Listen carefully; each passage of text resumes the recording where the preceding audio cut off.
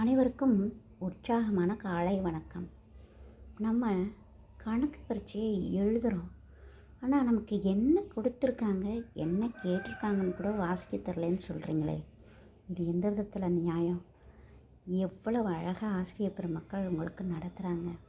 நீங்கள் கொரோனா படிப்பில் நிறைய பேசிக் கான்செப்ட் படிக்காமல் வந்த குழந்தைங்களாக இருக்கிறீங்க. இந்த வருஷம் நீங்கள் நல்லா படித்து மதிப்பெண் வாங்கினா தானே நல்லா ஷைன் பண்ண முடியும் எதிர்காலத்தில்.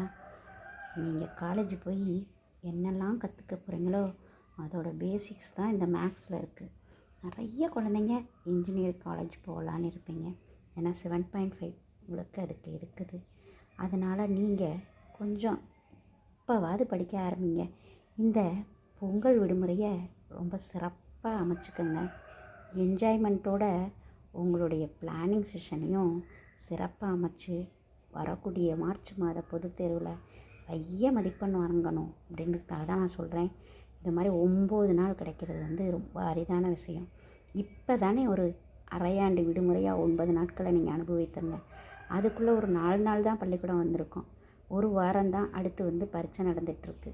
இப்படியெல்லாம் போகும்போது அந்த நாட்களை நீங்கள் சரியான கால அட்டவணை அமைச்சு சரியாக பயன்படுத்திக்கிறங்க. ஓகேவா? பொங்கல் விடுமுறை நாட்களை சிறப்பாக அமைப்பீங்கன்னு நம்புகிறேன். நன்றி, வணக்கம்.